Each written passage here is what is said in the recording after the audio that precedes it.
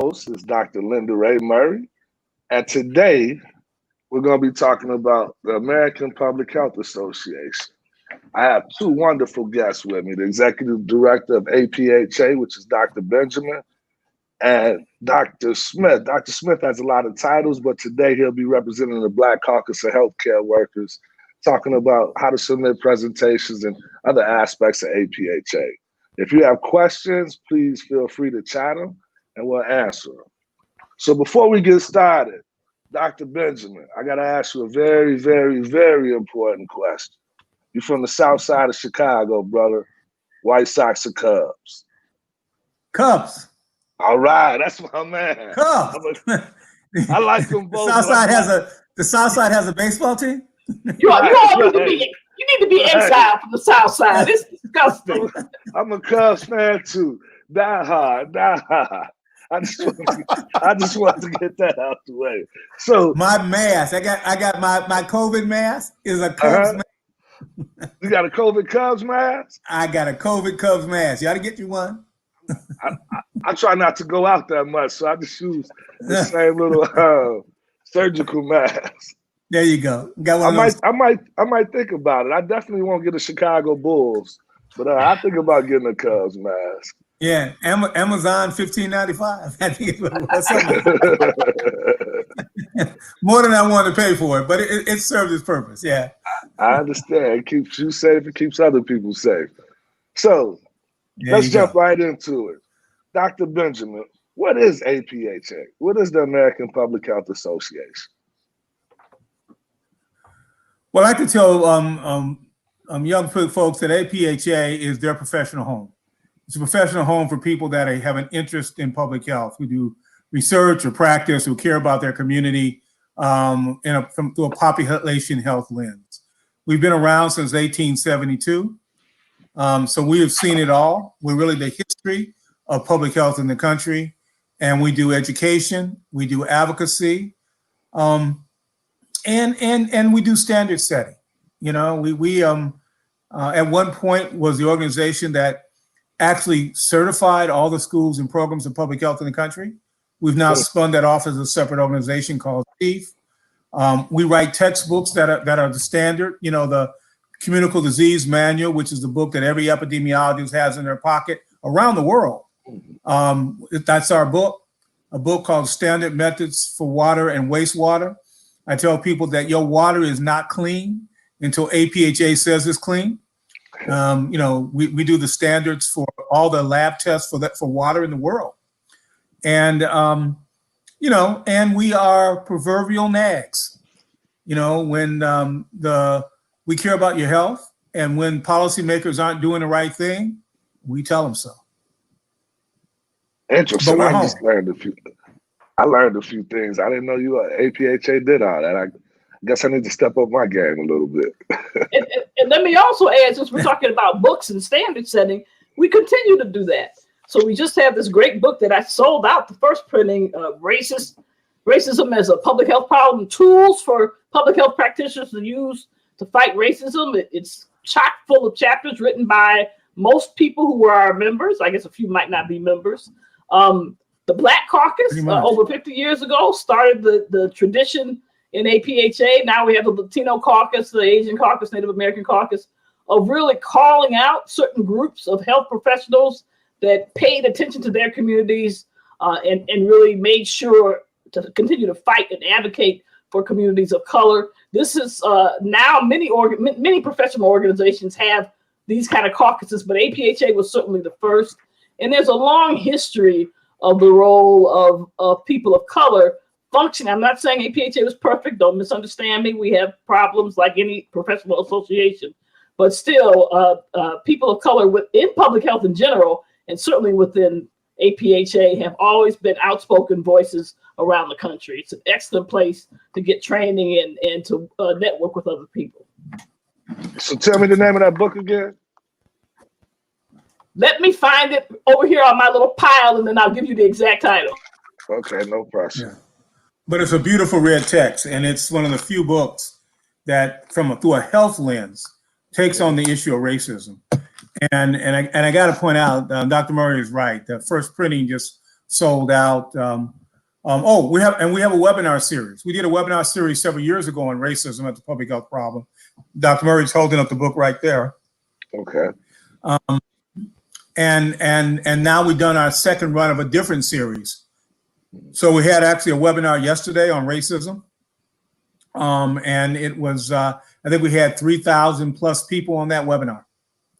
So it was robust. And what was the general theme of that outside of racism? What advice did you all give? They talk about not just racism, why it is, but also issues around maternal child health, health impact of structured racism on people's health, which is a strong part of what we try to do. We think about racism in three buckets, right? The structured racism, which has ultimately resulted in poor health outcomes directly. We talk a great deal about personalized racism, and that's when an individual clearly thinks of themselves as superior to you and therefore devalues you. And then internalized racism, and that's where the stigmatized group believes what folks tell you. I call it the white man's ice is colder syndrome. Right. And you know, and so we try to look through things through all those three lenses. And just as an example, you know, personalized racism as an example, the whole issue of masking while Black, right? We know that folks have been escorted out of stores. In fact, the most famous one that I'm aware of is in Illinois, where two brothers were walked out of a store by the guards because they were wearing masks. Now, they didn't walk the white folks out wearing a mask, but they walked the brothers out wearing a mask. You know, and somehow those brothers were felt to be more dangerous or whatever, the reason they walked them out. The whole issue around early testing under COVID, where the testing, you know, I know that they wanted to make sure testing was available. They had drive-by testing. Well, if you don't have a car, you can't get through a drive-by. Can't get it, right. And many of those testing sites weren't in the hood. And the last time I looked at testing, what you need is a swab, a test tube, a cooler, and you have to be masked and gowned and yourself. But you can put that in a minivan and you can drive in the hood if you're really serious about getting people. So just things like that, where they didn't think about the need to be more forward leaning, particularly in the fact that many people in the hood are public employees. The good news is I can telework from home, but many of my friends have to be out each and every day. My neighbors, you know, I got friends that are sanitary workers, and they out every day. Okay, right. I can decide whether I go out every day. They can't. So those kinds of things are important to think about. Are people even testing their jobs? Have they started that for like government employees or city employees, like sanitation workers? They haven't set up anything where they can get tested at their site? Yeah, well, every community is different, as you know, in terms of what they allow and based on their access to tests. But they are beginning to, you know, open up tests to anybody in some communities, many communities. The problem is now that they're beginning to see testing shortages, and the biggest issue is delays in the return of tests. You know, if you're gonna do a test and you can't get it back in 24, 48 hours, that's a problem, because the incubation period and the disease spreading period is somewhere around 3 to 5 days or so, and maybe even a little sooner, 2 to 5 or something like that. So the bottom line is you want to catch people before they infect a lot of people, and a week to 10 days doesn't work in terms of the return test. And the mayor in Atlanta had a delay in her test, so her whole family got infected, or at least many members of her family got infected. If the mayor of Atlanta can't get her test back quickly, we got a problem. Yeah, then the brothers and sisters in the hood definitely have a problem. Doc Murray, did you want to add anything to that about testing? Well, I was going to say that testing is important, and one of the things that's going on that we have to be careful about is I've seen around our area in Chicago, people advertising for people to pay for a test. That's something hopefully they should never have to do. And remind people there are two kinds of tests. antibody tests, which right now, most of them are bad. So I would be very careful. I would not get an antibody test unless your physician really thinks it's one of the good ones. But there are over 100 of them out now around the nation, about 150. Most of them are not very useful. And then the test that most people are talking about, the PCR test, that is relatively good. You still have to understand it. But I've seen people trying to hustle up money to get these tests. So again, I would encourage people to check with your local health department before you, certainly don't be shelling out money. You're supposed to get it paid for, but check with your local health department for a place to get a test. Right. So PCR is Get it from a nasal test. Go ahead, Dr. Smith. Yeah, get it from a reputable place. They have a nasal test, and some people have an oral swab test. The nasal test is a lot more uncomfortable than the throat swab. But and there's developing one where you can spit in a little tube. I don't know what the status of those are. I know that those tests are available in some places. And what about blood tests? Oh, you can play for the NBA. The NBA has plenty of tests. Yeah, there's not a blood test yet. The blood test is the antibody test at this point. Okay. And that was the one Dr. Murray, Linda Murray talked about it not being as reliable as we would like. And, the purpose of the antibody, the purpose of the antibody test is to tell you that you had the disease and theoretically you recovered. Theoretically. The other test basically says you've got live virus in your system. And if you're symptomatic, it implies that you're also infectious. That's the problem. That's why we tell most people with symptoms they should get it. But there are lots of people out there with asymptomatic disease, infection, and they very well can spread it to others. So people are doing that test before they decide to go visit grandma, for example, so to make sure they're not really infected. Now there is a window in which that test is negative and you are infected, but for most people, getting that test before you go do something like get on a plane or go see grandma, that kind of stuff is a pretty good idea. Right. So let's think about it like this. COVID has shut down the country, basically. It's affected people in terms of their employment, social life, and it's definitely affected people that want to attend APHA this year. So what has APHA done in terms of making it virtual to still have the same impact with all its members and new people that want to get involved? Well, we definitely were planning to go and have a family reunion, I call them, in San Francisco, and all 13,000 of my close would be there. But because of what's going on both in San Francisco, but also through the whole country, we had to pivot and move from basically any component of our meeting being face-to-face to all virtual meeting. So if you can imagine, we're going to have a robust all virtual meeting. This is not just going to be a bunch of presentations on Zoom. We're going to have engagement. We're going to have ads. We're going to have, this is going to be a extravaganza. It's going to be a big event. And we're going to have over 700 presentations. We're going to have poster sessions in addition. We're going to have exhibits. We're going to have, we're trying to get APHA TV, which is our kind of the company that we use for video, to, film person on the street interviews. We're going to have a debate and discussion, we hope, on environmental justice. We're looking at doing something around talking about what's happening today with COVID at that time.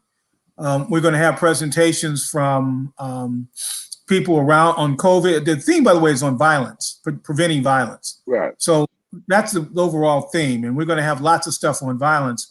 But obviously, we've got to pivot to COVID. Obviously, we've got to deal with particularly police violence as part of our meeting. So we're pretty excited about the things we're going to have. It's October 24th through 28th is the meeting. And I like to tell people it'll be sunny California, but it won't be. It'll be in every state of the nation. And it's an international meeting, so anyone who can get it anywhere on the planet will be able to do that. we've based it off of Denver time, or some folks say Mountain Daylight Time, because that gives us the best kind of reach. But it doesn't matter. Like all of our computers, it'll put the right time in your sessions in there. I think the meeting's affordable because you don't have to, if you're a student, you had to pay dues, registration, airline, and hotel. Well, you still got to pay your dues, and registration, but no airline, no hotel.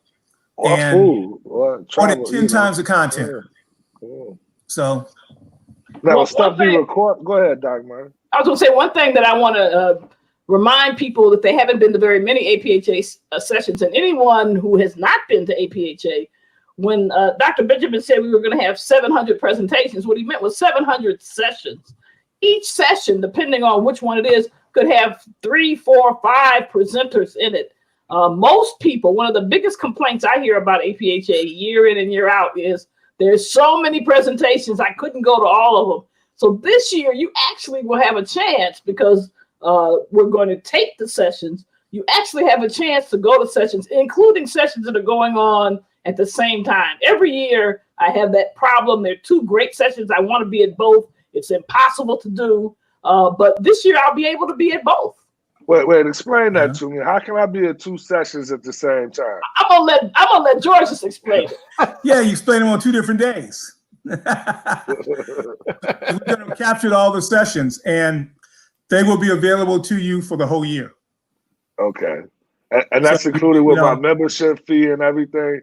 It's available. Yeah. Once you register for the thing. Also, by the way, at least on the sessions that you get if you registered for the meeting period and you need continuing education credits, you can get as many as we offer. You can't do 2 at the same time, but you will be able to get as many as you offer. Normally, when you go to APHA, you get to watch about maybe, 12 sessions. They're each of them a 90-minute over the days, and finding something that you really, really want to go to. Well, now you get to watch them, all the sessions.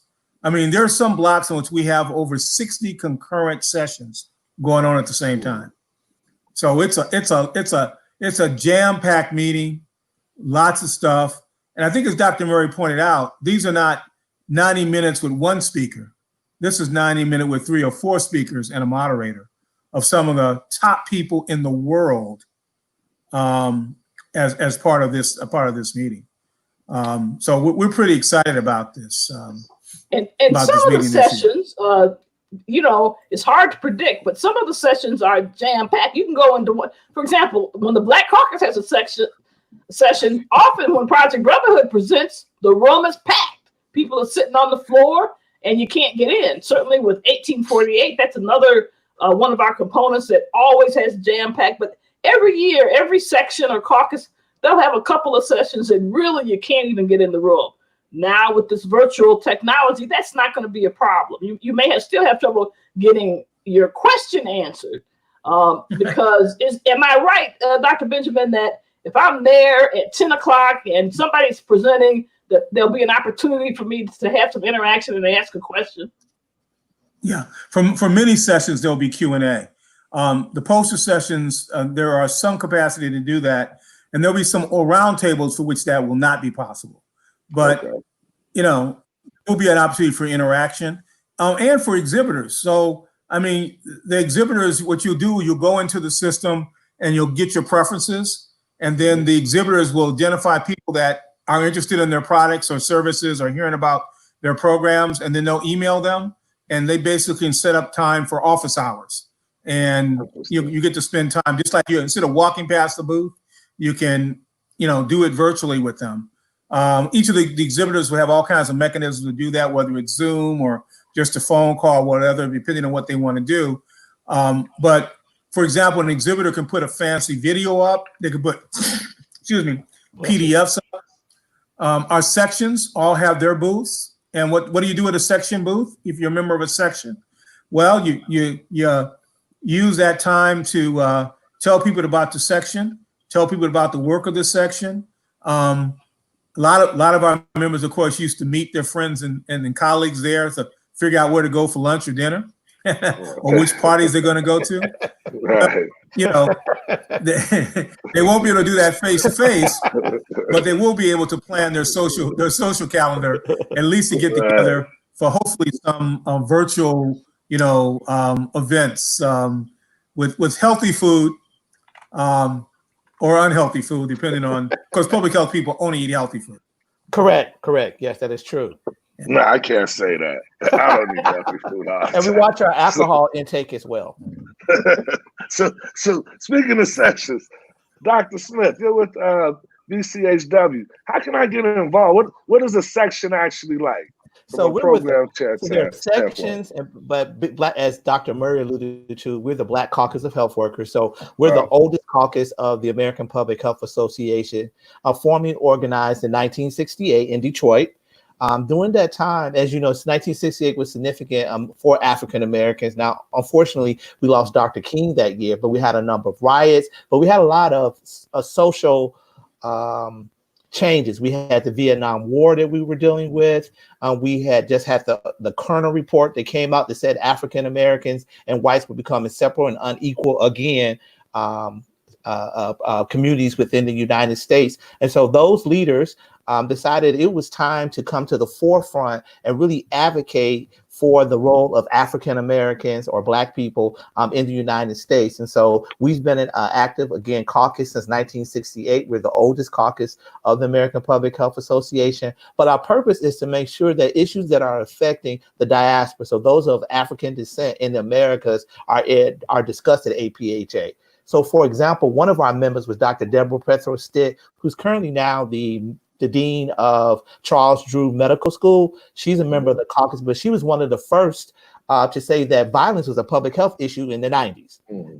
So we're sort of on the forefront again of advocating for issues that are affecting African Americans. And so at APHA, as Dr. Benjamin alluded to, it's an opportunity for us to interact. You can literally walk down the hallway and see Dr. Satcher, and he will talk with you. You have Dr. Murray, who's a former president of the American Public Health Association. We have some of the number one or the top tier individuals who are in public health that are of African descent. And for those young professionals, it's an opportunity to network. I know personally within the Black Caucus of Health Workers, we've had several young people who've met high-ranking officials and gotten a job or gotten an internship. Mm-hmm. So for those who are young, I was young once too, and I was told by my mentors, Dr. Shafdeen Amuo and Margaret Davis, that I had to be a part of the Black Caucus of Health Workers. And so in 1999, I started, and I'm still here today. But again, it's a great opportunity to interact, but also to share information, but also to meet your colleagues. And as Dr. Benjamin says, Monday is always a big day at APHA because we're trying to figure out whose banquet we're going to go to or alumni association. For those of you who've never gone before, generally on Monday night is when the schools of public health and programs of public health have their social hour. I will tend to say that the University of Illinois at Chicago has a great one, but we may not have as much money as ours, but a lot of people like to come to that. So it's a great opportunity to network.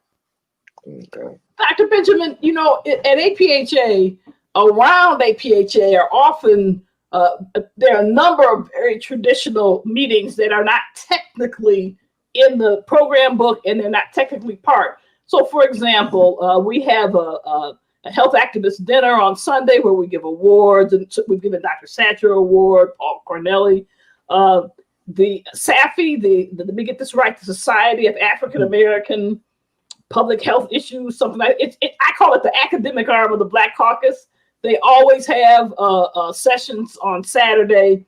A number of our other caucuses, they'll have specialized meetings. What about that? Is there going to be a way to let people know that's going on? Can we roll them into what we're doing? Yeah, absolutely. And we're looking at ways to bring those organizations into the meeting. What makes this meeting different is a lot of those meetings used to kind of, quote unquote, be held off the books. Everybody knew they were happening. And in many ways, we gave them spaces, our planning people gave them spaces. Sometimes they were in the program, sometimes they weren't. But this time we're going to have to make sure everybody can be found because this is going to be a meeting in cyberspace. So we're looking at how best to enroll them in the program as a major part of what we're doing. And again, our goal is ultimately to be the home for everybody who's interested in public health. And by the way, while we're in many ways forced to do this virtual meeting this year, we have been, putting our foot in the water on how to do this for the last 4 years. We had a series of sessions called APHA Live, where we were conducting them real time, broadcasting them, capturing them, and then promoting them after the meeting as kind of a package deal. And it was like 14 sessions, including our opening, closing, and Monday general session. So, really some of the cream of the crop of some of our speakers and program. Well, now, we've gone from, these 14 sessions, quite frankly, to now over 700.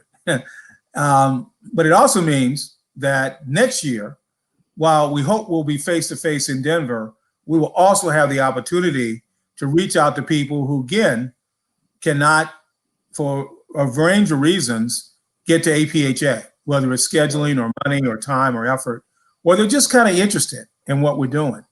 We're hoping that we'll be able to do this. So the bulk of the meeting will be face-to-face, but also for those people, for whatever reason, can't come.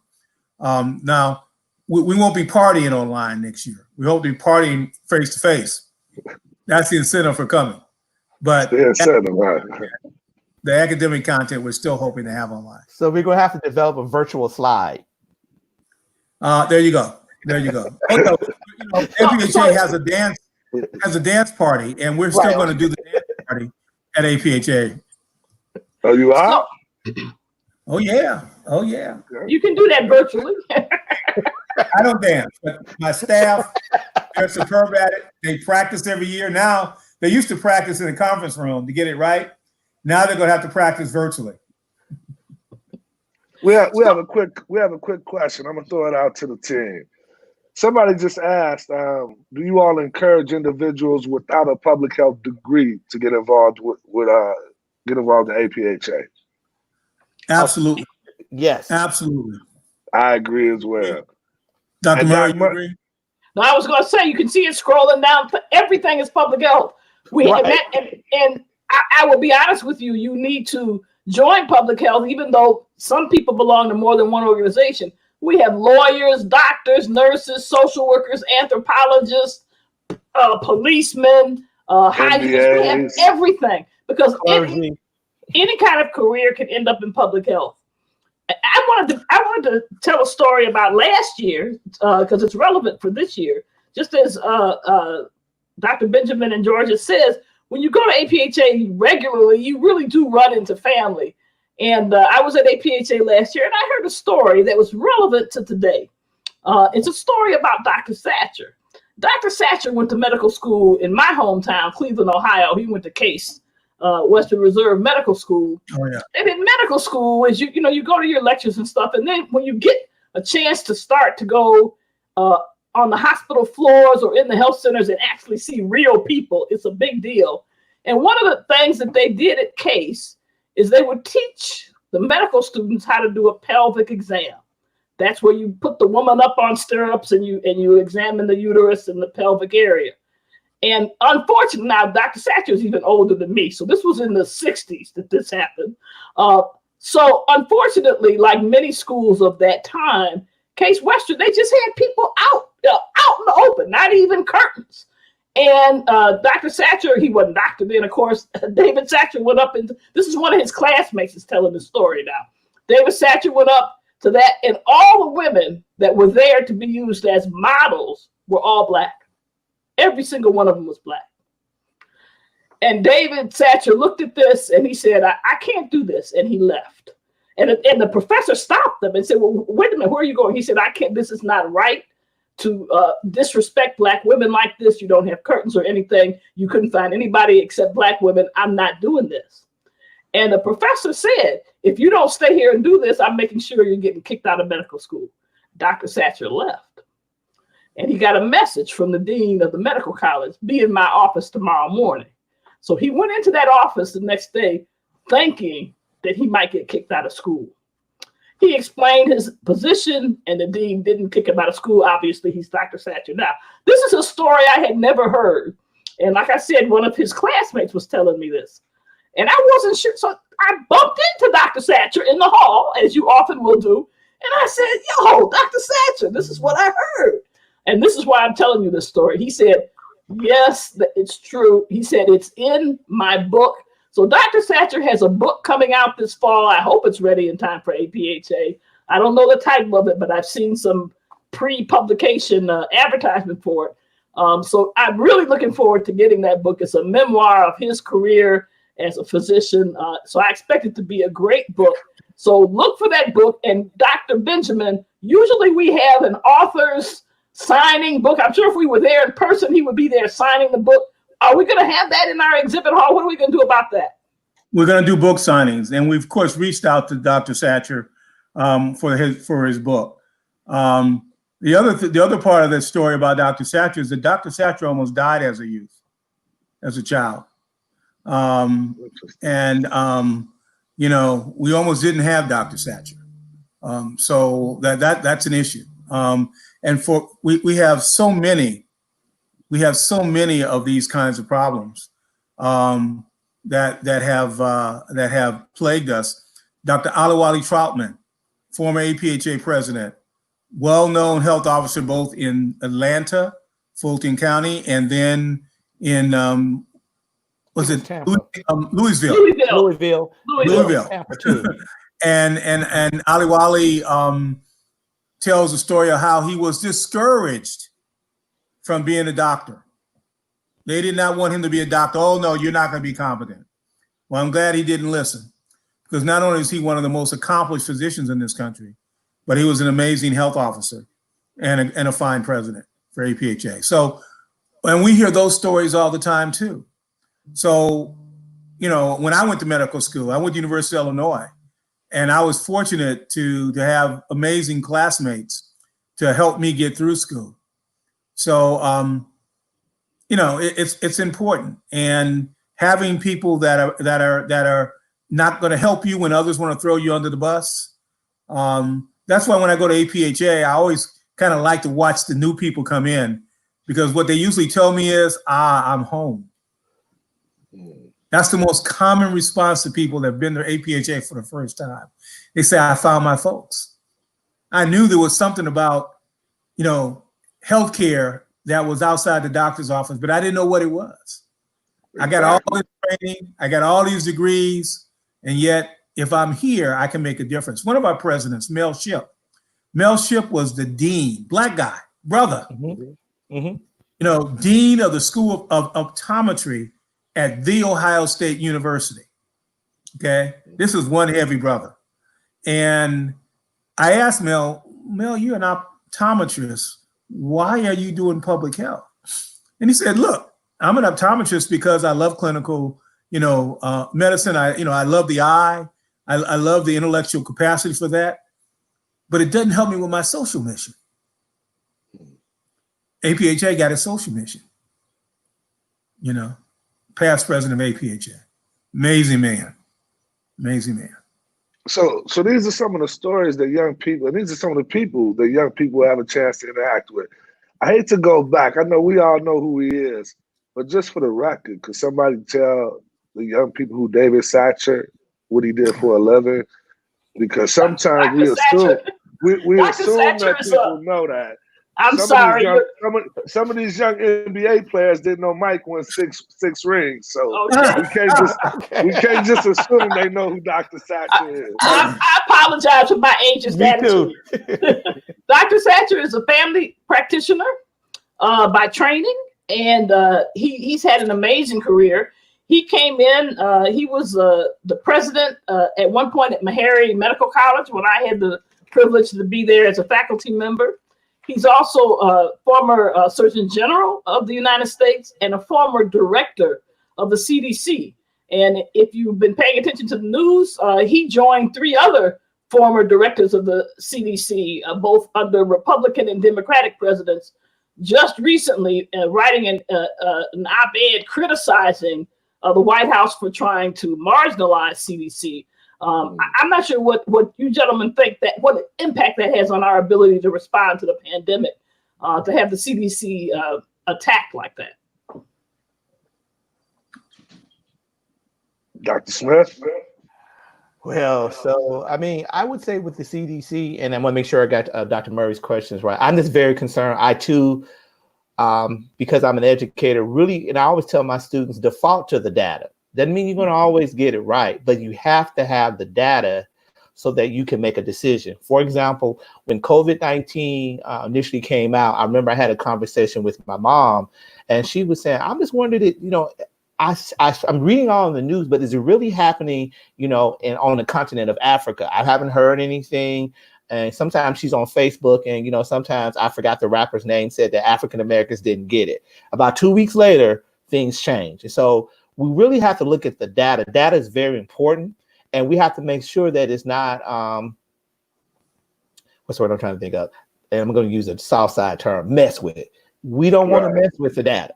The data should be is neutral. It's neither rich or poor, nor the Republican, nor Democrat, nor red, nor blue. It's data. And the data helps us to make better decisions. So now we know who's at greatest risk of acquiring COVID, the greatest infections. Those are the Latinx, right now, the Latinx community. Who's greatest of dying from COVID is African Americans. Well, most recently here in Chicago, we just learned we had an uptake and some infections. It wasn't the older people who were getting infected. The greatest uptake was in individuals between 19 and 30. So that's why we need the data, because right now some people thinking, oh, it's only the people 70 and older is going to get it. I'm 25, I got 3% body fat, and that's going to happen to me. No, you can get COVID too. Well, I'll tell you this. This attack on the CDC has had a slight effect on brothers in the hood, because brothers in the hood really don't trust governmental agencies. But I really don't agree with this attack. But now I'm hearing young brothers say they don't trust WHO, CDC. They don't know what to do or who to believe. A lot of the problem, I think, is because most people are getting it. Well, I'm not going to say most, about 40% are asymptomatic. So I think a lot of brothers and sisters are feeling, if I don't see somebody sick, if I don't hear about it, I'm not trusting these governmental resources. And now with this attack, it's going to cause a bigger problem. Well, one thing I just recently saw, and I think it was on Instagram, when someone posted, and I agree with it. It says not wearing a mask in public is like having sex without a condom. And so the condoms are not 100%. It still feels good. Okay, I hear what you're saying, but it may feel good, but you'll get something, as my daddy say, for the rest of your life. So, so you don't want a lifetime of pain for 5 minutes of pleasure. And so we have to be realistic and let people know, yes, I mean, I understand, I don't trust everything, but I have to, again, look at the data. Look at the data, because data helps us make decisions. And one thing I also tell my students is be careful making decisions off of emotion, because sometimes you may not get the best outcome. And of course, I understand that the United States has not been very supportive of African Americans since we've been here. We know that.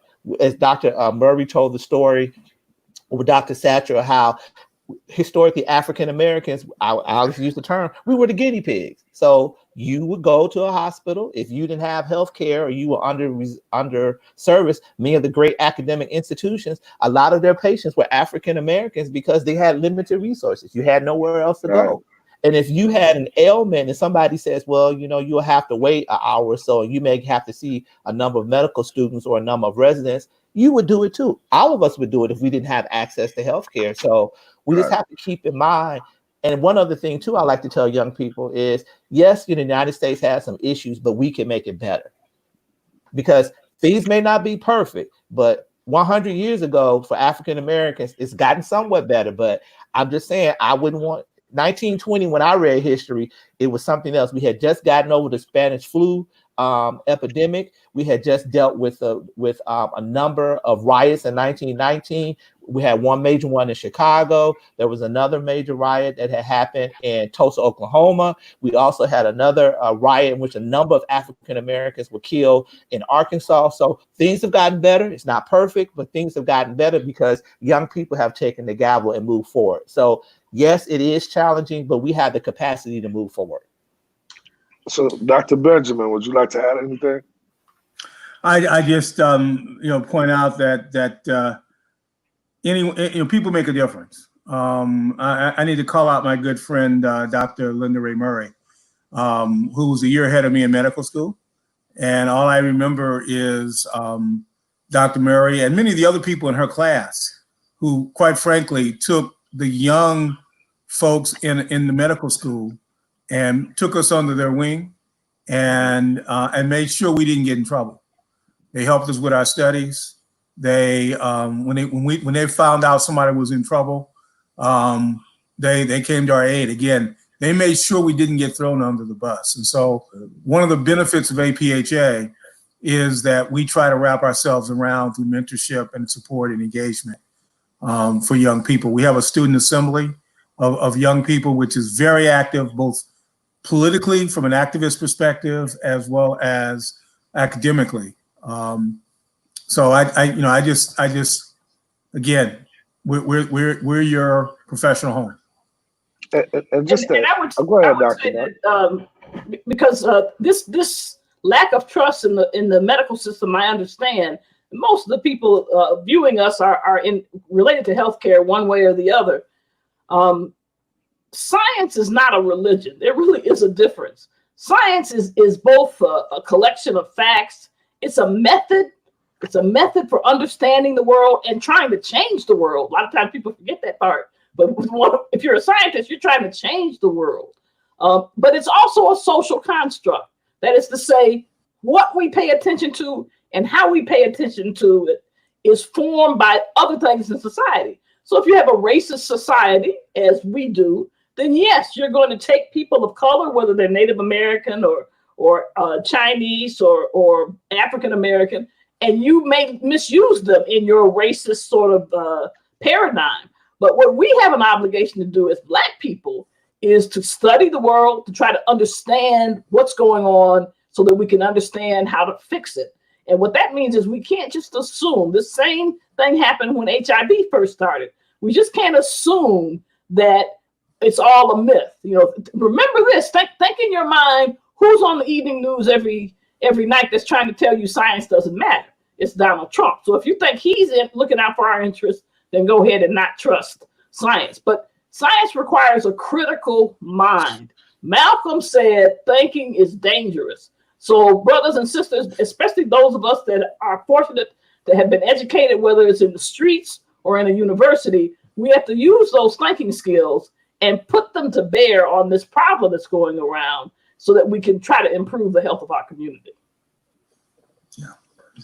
So speaking of the science, Dr. Smith, how can people get involved in presenting at APHA? Like, what exactly would they have to do?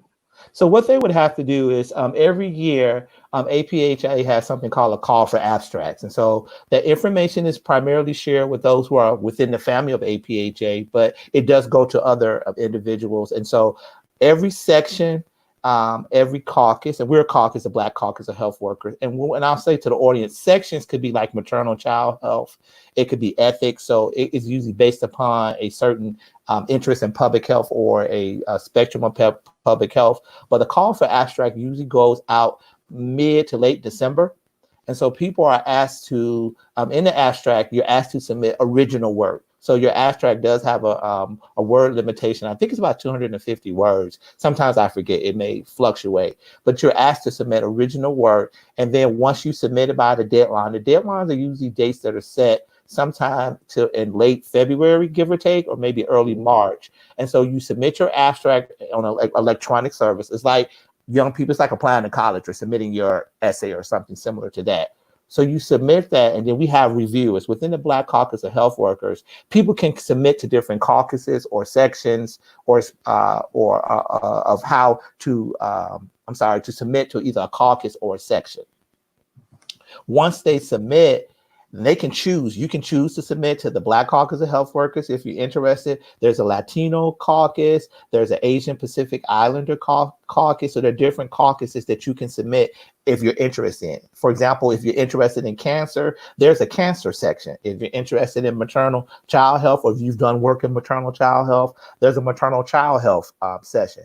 If you are a dentist or dental hygienist, there's an oral section. So if you're a lawyer, there's a law section. So there are various sections that you can submit your abstract to. It's reviewed by people who are within a particular caucus or section. So they review it, they look and see, is it really science? Where did you get your data? We look at the writing structure, and then we sit down and we figure out what would be the best abstracts that we will accept. Sometimes some are good than others. There's a scoring mechanism that we use, so it's not arbitrary. Everyone has a fair opportunity, but we sit down and we look at what is the validity of the abstract that's being submitted and what's the data behind it. We also have within APHA, it depends. We have certain themes throughout the year. This year's theme, we were looking at violence. So we were looking at abstracts that focus in violence. There was a couple years back, we were looking at water. So we were looking at abstracts that focus on, drinking water and our natural water resources. So that's how you submit. Once it's, we review it, we go through a planning process. There's a number of people. I volunteer to be a program planner. We come together and we decide how many are going to go in a round table. And a round table is sort of like, if you're not familiar, it's like going around. You move from one table to another, like duck, duck, goose. Then we also have our oral sessions where we have about 4 to 5 people who give a presentation in front of an audience. Then we also have poster sessions. And so we have that as a way too for individuals to give their information. One thing that we started this year with the Black Caucus of Health Workers is that we started the Paul Corneli Student Roundtable. And then Paul Corneli was the first African-American president of APHA. And so we decided that we really want to get students, particularly those at the graduate and doctoral level, to come and present. We work with the Consortium for African-American Public Health Programs, and that's at some of the major historically Black colleges and universities in the United States. So again, with the Black Caucus of Health Workers, we realized that we have to train up individuals. Everyone is young. I was young once too. And so you have to be given an opportunity so that you can present. But one thing that we definitely have to do, and I think we do a great job of it, is we have to mentor. So right now, I'm moving into another season. I am Generation X. I love it. These millennials are something else, but thank God for Generation Z. So there are different generations that are coming in, and we want to make sure that our students or those who are interested in public health or the young professionals understand what is required so that they can be successful, so that 20 years from now, I don't know what we're going to be on, but hopefully it won't be, in COVID, there may be some type of session that's going on, and we want the young people to be involved because it is their world. They're going to take over. I'm trying to retire in a couple of decades, but, again, when I retire, I want to make sure that there are some public health people who understand social determinants of health and can make their decisions based upon data and not upon emotion. I understand. Let me tell you something about Dr. Corneli, since I'm being told I got to pay attention to history. Dr. Corneli is someone you ought to Google and look up. He's a Black physician. He was very active in the National Medical Association, which is our Black Physician Association from back in the day when the AMA wouldn't let us in. Still alive and kicking, by the way, 125th anniversary this year. But Dr. Corneli was a physician. He was on the faculty at Howard for many, many decades. As you heard, the first Black president of APHA, and really one of the founding members of the Black Caucus. He led a walkout from the main session in I think it might have been 67. Anyway, that's another story. But the other thing I want to say about Dr. Corneli is he's the first Black in the United States to get a DRPH, to get a doctorate in public health from the University of Michigan. So he really is an outstanding historical figure, both for Black physicians and in our history, but also for public health as a field. And he had a big impact in Washington, D.C., both at Howard and in the district. Well, we have a question, but before I get into this question, I just want to piggyback on some things you all said earlier. Now, I presented at APHA via the Black Caucus a couple of times. I can't remember the number. And one thing that I at Project Brotherhood and YHP that we did, we brought people that weren't so-called involved in public health to present with us, barbers, people with doctoral degrees, but people that participated in our research study with us, and they enjoyed it. They loved it. They got to mix and mingle with other people from other professions, and they got to understand that everything was public health, and even some of the concerns and issues they had in their own field were actually public health issues. So here's a question. Somebody said, given the current political climate and its relation to public health, how do members get policy positions on the governing council? So this is open to anybody. So how can people get involved with the governor's council? Yeah, you do that through your section. You get involved in your section, and every section has appropriate representation on the governing council. So APHA is structured with a little over 200 person governing council. They really represent the highest authority within APHA. They set up our policy priorities, and some of our major committees, such as our nominations committee, and the executive board actually is a creature of the governing council, which is the organization, 24 members, which I'm included. Dr. Murray is included as a speaker, and she's a speaker, I might add, of the governing council. So she is the highest level authority, and I serve as the secretary in my administrative role of the governing council. But that governing council really guides the association. They meet twice a year and provide us our highest level of authority. One of the most important tasks that governing council does is approve our policy priorities. We have over 1,000, I should say our policies. We have over 1,000 policies that go in like a book of laws that we use as staff to guide our advocacy efforts and our positions. Excuse me. And then the executive board is a 24-person unit that is elected. Almost half of those slots are elected by the governing council. So they also populate our executive board of the organization. So the way to get in is, of course, be involved in your section. Oh, by the way, the other Go ahead. are your affiliates. Be involved with your affiliate, which also helps populate our governing council. Dr. Murray? No, I was going to say affiliates are usually our state. DC, the district, of course, has an affiliate, but most of our states have an affiliate organization. So I belong to the Illinois Public Health Care Association, and the affiliates sit on the governing council. Also, they can submit policy statements and resolutions. So that process usually is very early in the year. So they have to be submitted usually by around February. And then we have a process, it's called the Joint Policy Committee, where the scientific board is there, and the action board, the education board. They sit and they make sure the policies are based in science. That's their major criteria. They evaluate that, and then there will be hearings. I can't tell you because this is one of the details of our virtual meeting that's not quite set. Please look at the website as this rolls out. But during the meeting, all the policies that are going to be considered by the governing council, there are hearings for them, and any member can go in and speak for or against a policy, or say, I think this policy, we should add this or that to it. So you will be able to do that, I know, in the virtual process. I'm just not quite sure the dates yet. The other action we have is what we call late breakers. And I mention that because this year I expect a lot of late breakers. So sometimes something happens after our policy deadline, like COVID-19. So I'm expecting lots of late breaking policies around how we're addressing the pandemic or any other late breaking policy. So that's an important process. And let me say this, because some of our students and younger professionals sometimes get frustrated with this process. I understand it, but it's a normal political process. A few years ago, some of our young members wanted very hard for us to have a policy around police violence that the police puts on the community. And they submitted a resolution 2 or 3 years in a row. Some of our older folks felt that it wasn't scientific enough, or they didn't quite understand the issue. So the first couple of years it didn't go where the students wanted it to go.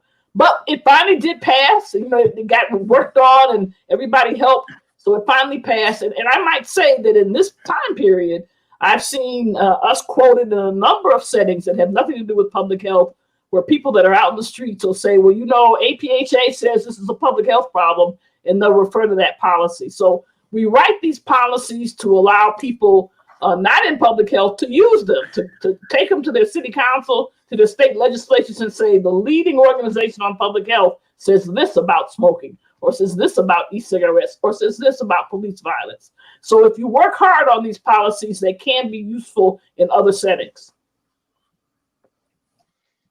Interesting. I was chuckling because exec at APHA, people started talking about climate change and health. And I reminded them that APHA said it was a problem 10 years ago. I remember that, you know, it took us a couple years to pass our police policy.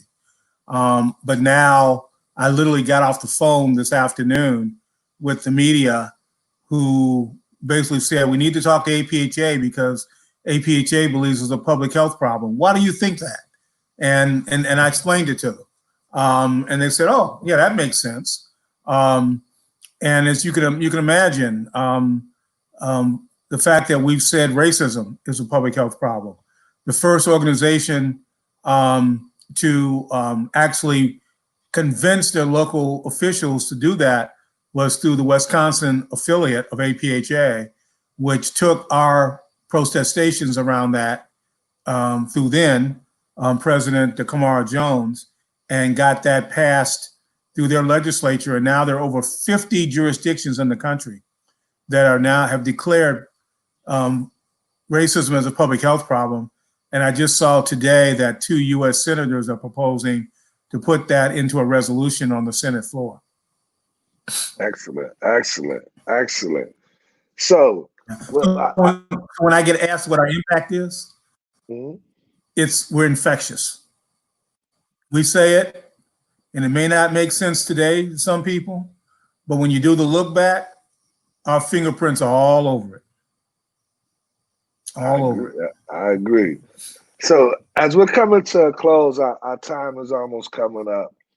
I want to first I want to thank you, Dr. Benjamin and Dr. Smith. But before we leave, is there anything else you all would like to add about APHA, BCHW, the good time we have, the family reunion atmosphere, the networking, the scientific presentations and posters? Is there anything else we would like to add? Did we forget anything? The people that you could meet? Well, I guess the one thing I can say, if I will not physically see everybody this year, but next year in Denver, we do have some things that are in common. Denver as in Illinois. I remember that we went to Denver, I think it was 2016, and I was so shocked that you could buy marijuana. And so it's a recreational state. I'm walking down the street, and I had taken the bus, and I was like, oh my God, this young man is smoking marijuana and he's going to go to jail. And then I realized, oh, you can smoke that in Denver. So the one thing, but jokingly, but I would just say to young people, please come and participate. The one thing that being a professional means that you have to be involved in professional activities. And I think being involved with APHA from a personal point of view, I've been an active member since 1999 and was a little bit when I was in graduate school. I'm getting my master's, but please stay committed. APHA is an avenue for you to voice your opinion, and we need more people to be involved because public health is everyone. Dr. Benjamin?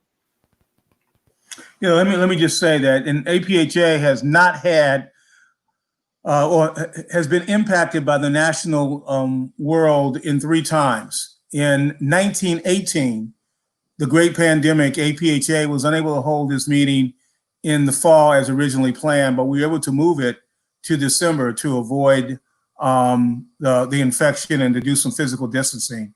In 1945, we did not hold the meeting because of World War II. And the year of Katrina, we were supposed to be in New Orleans that year. Right. We were able to move that meeting on relatively short notice and move it to Philadelphia.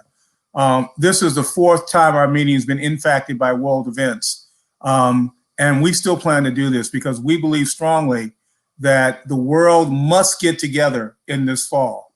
We have to discuss this as a family. How do we do better? How do we prevent this from happening again in all aspects of our society? And how do we, most importantly, stop these terrible, terrible health disparities that are impacting our nation and get to social equity? How do we deal with police violence? We have so much to do. I ask each and every one of you to show up for us this fall. Be part of the family. Come home. We're going to be there. It may be virtual, but we. Doc Murray? I want to thank everybody for joining this, our first podcast. This is an investment in your career and in your future. So save up your dollars and pay the registration fee and membership and get hooked up with public health and people that are trying to change the world.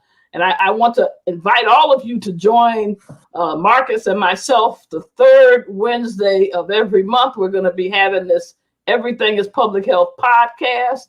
And so if you have topics you want us to talk about or people you want us to get on the podcast, just reach out to us, let us know. And I look forward to seeing you all next month. It don't mean we're going to listen to them, but we will take comments. I want to thank everybody for coming out. As you see our ticket, you can register for APHA at apha.org. Young Health Professionals is going to partner with BCHW, and we are going to provide some student scholarships for the virtual session. We'll give out some more information on that. And thank you all for joining us. And I enjoyed it, and we're going to have fun. Thanks for inviting me. I had a great time. No problem. Take care. All right. Good night. Thanks, George. Right. Good to see you. Take Marcus, care. Dr. Murray. All right, Dr. Brendan. All right, George. All right. Hi, everyone.